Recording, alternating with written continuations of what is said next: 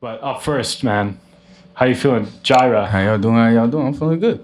how you feeling, bro? I'm chilling. I'm chilling. Chilling? I'm feeling good. I'm getting adjusted. I'm getting situated. For those who don't know, I'm pretty new here. You feel me? I'm like 2 months out from Baton Rouge, Louisiana. So I'm grateful. Hell yeah, man. So for anybody that doesn't know who you are, who is JIREH? Dude from West Side of Baton Rouge, just trying to make it happen, bro. Trying to improve his material conditions and trying to change the circumstances of his life. That's about it. I ain't gonna lie. Anything else, y'all probably gonna hear in the raps. You feel me? Respect, man. I want to dive back into your musical journey. You come from a very musical family. Your grandfather played jazz. Your dad was a radio host, and he was a poet, right? Yes, sir. And your brother rapped a little bit. How did that environment shape your relationship with music growing up? First of all, more than a little bit. He was the first person I ever saw in front of a mic. Like, I always thought that you had to be extremely wealthy before I saw somebody like step in front of a computer, press a space bar and rap. And that was something that like, that's the reason I'm doing this. So like, yeah, hell yeah, more than a little bit. But yeah, most definitely. My grandfather, like he was a jazz musician. He was a blues musician, and he had to give it up for life. You feel me? Had kids, had life, had bills. And, my dad followed up behind him. He did. I remember coming up, like, going to his, like, spoken word recitals and shit like that, like, really understanding and valuing what, like, words mean and what they could do, I feel like. And, I guess it always seeped in. That's about it. I ain't gonna lie. I ain't got no, like, real deep shit. You feel me? Hell yeah, respect, man. And you mentioned you're from Baton Rouge, which is known for having like their own sound, their own world out there. Yeah. What do you think makes artists from out there different than anywhere else? I think perspective. I think perspective informs a lot of the shit you do, informs a lot of the decisions you make. And like, especially for me and a lot of people I know, like, I don't know, I think there are not a lot of people who have been through the things that we have been through. And even if they're like, parallels, and even if there's like a, a Venn diagram of sorts, like, it's something different about it after you can feel it. Oh yeah. How has it influenced your personal artistry, whether it's like artists from out there or anything like that? Like being from there? Yeah. Shit. I mean, like, like how does your hometown like influence who you are for real? Like, just like, I don't know, like I said, everything from my worldview to my perspective now as an adult, like even my developed perspective, like it always comes like that's the foundation, you feel me? Like, I don't know, I wouldn't be able to communicate the way I communicate if I didn't come from there. I wouldn't be able to notice the things I notice if I didn't come from there. I wouldn't be able to like navigate the way I do, you feel me? So, shit, just about, now I ain't gonna say everything, cause you know what I'm saying, there's like, whatever, nuance. But you feel me? Yeah. Like, a lot. 100%. Talking about like what you've been working on. I'm short. Let me lower. What is bitch already low? Hold on, let me sit up. No worries. You recently dropped your new single, Everyday Shit, a few weeks back. We did. Tell us about that. It's some everyday shit. Everyday shit. I think like it's a single. It's fun. I'm not gonna act like I don't love it, but I think like more than anything, that was just if I have to assign meaning to it, which when I made it, it was nothing more than me being here, having fun, and feeling like I need to get to work. But if I have to assign meaning to it, I feel like, I think it's like, let's say a thesis statement, let's say like a mission statement. You feel me? Like, this is my second show in 3 days. Some everyday shit. We own it. Yeah, you know what I'm saying? That's about it. Mm-hmm.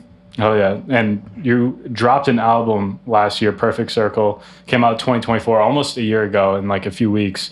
How did that project come to be? Okay, all right, so I was going through a lot of things personally, obviously, like that's what like the generic artist answer. But like, that was around the time where I was transitioning when it comes to my living situation, transitioning when it comes to my job, and honestly, my perspective when it came to what I was doing with this shit. Cause like, I don't know, I struggle a lot with like my purpose and my role in this shit, I guess.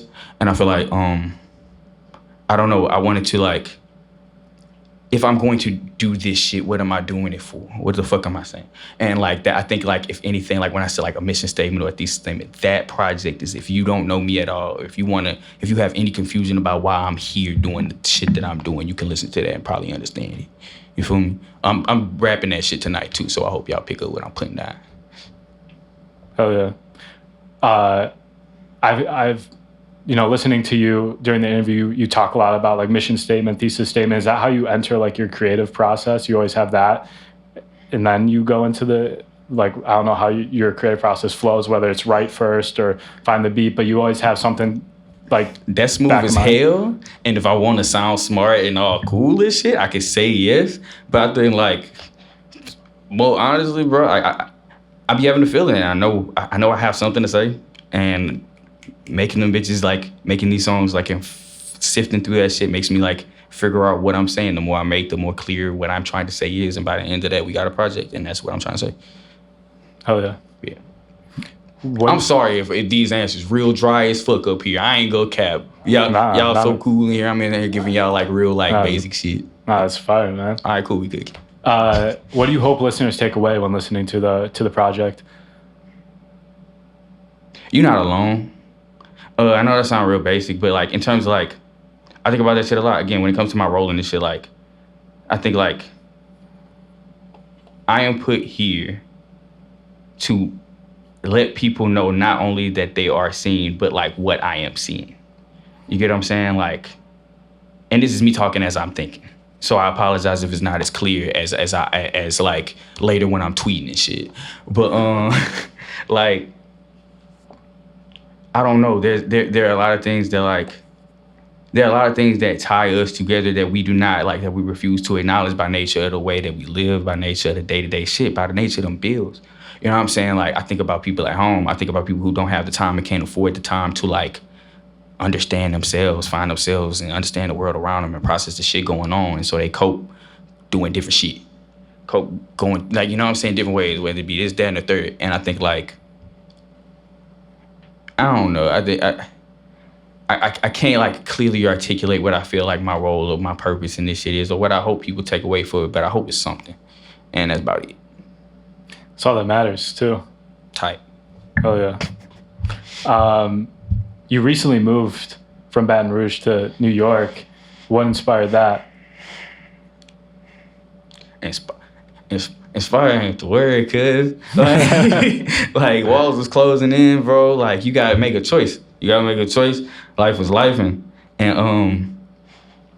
yeah, man. Like I was talking to Devin, my manager, my homeboy, my brother, and I remember the time before I came out here, like the time before I moved, we did like the press run on the radio, all the little rapper shit, and we had like a conversation right before the night I left, and I was like, son, like, just explaining to him my situation, like just the material shit, bro. Like, this is what I wake up to every day. This is what I gotta do. And like, they ain't a lot of options in Baton Rouge, Louisiana, bro. You working at the plant, you a nurse, son, like you know what I'm saying? You working at Amazon or some shit like that. And I had nothing to get, but you know what I mean? And I think like, I don't know.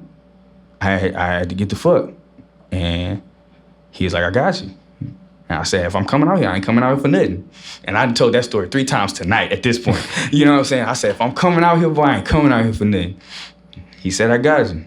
And feet to the floor. We on it. Hell yeah. Let's go. Congrats, man. Congrats on making it out here. You know? Thanks. What's been the biggest like transition or learning lesson since moving out here?